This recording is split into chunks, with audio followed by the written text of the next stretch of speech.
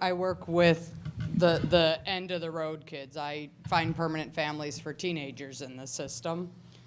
And I'm really concerned if we use the argument about early intervention, if part of that argument is saying it's too late for older kids.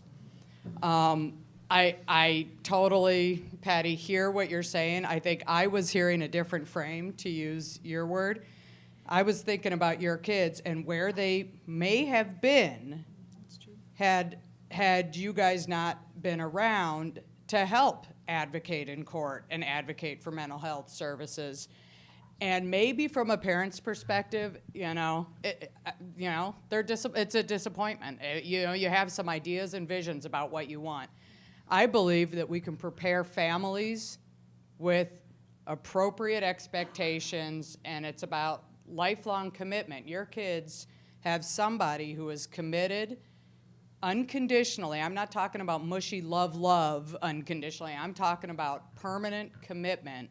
And I will tell you, young people and adults will do way better in prison, in residential treatment, and CD treatment if somebody in the outs cares.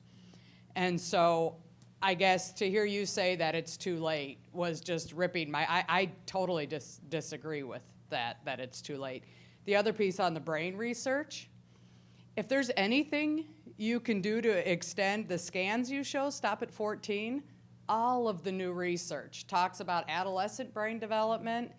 At no time except the first 2 years of life is the brain more actively creating synapses and connections than during adolescence. It is a fabulous time to be. It doesn't mean you erase all that early trauma, but I think we're doing older kids a disservice, and it allows us to quit on them if we don't include them when we're talking about these numbers. Not that all this, it's all right on, but please don't forget the older kids.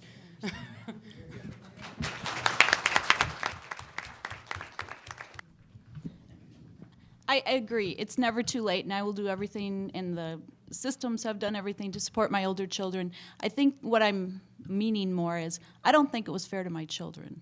I don't think it's fair to my oldest son that he wasn't taken out of a really bad situation until he was 8 years old. It wasn't fair. He is not living the life he would like to live. None of my kids are, and they're angry about it. They don't like that they have neurological deficiencies. They don't like being depressed. They don't like being angry. I won't give up on them, and I don't think the system will give up on them, but it isn't fair. And as far as brain testing, I've spent a lot of time at neurological psychologists going over and over my kids' development, brain development, and I find it extremely interesting because I've had them tested for 10 years in a row. Actually, sometimes they do improve. And I do agree with you. I don't think it's the end. But what's interesting is their brain development. Most people have kind of consistent brain development across the different levels. My kids go from superior to borderline impaired, and it's extremely frustrating for them because sometimes things are extremely easy. They learn quickly. Things come naturally. Other things are so hard. And I said to the doctor, I said, is this typical? He said, not at all. He said, every time I've seen one, it's a kid with a traumatic background. And so when I'm talking about it's too late, these kids should have been intervened a lot earlier. I think their families should have had help a lot earlier. I don't think their families are terrible people. I actually have met all their biological families. You know what? I like them. They're good people. They're nice people. But they had a lot of addiction issues. A lot of their parents were abusive. It's a cycle that has gone from generation to generation to generation. And our culture has to stop it. And I don't even know if there is enough money in the world to stop it. It's a cultural expectation. When you see a pregnant woman drink, you ought to have a problem with that because she is damaging that baby's brain, and yet I see it all the time. When you see a family member smoking, my youngest daughter has a lot of health problems because of her mother's choice in prenatal care.